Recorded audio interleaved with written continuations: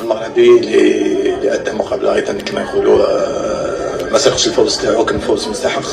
احنا درنا بعض الاخطاء، ولكن على حسب رايي لولا يعني البطاقه الحمراء يعني هي اللي خطات علينا في اللعب، لان عاودنا شفنا اللقطه يعني من المستحيل البطاقه حمراء. لهذا الامر تكلمت في بعض الاحيان، نقول دائما والله العظيم لا وجهك. ما نحبش نتكلم على الاخطاء.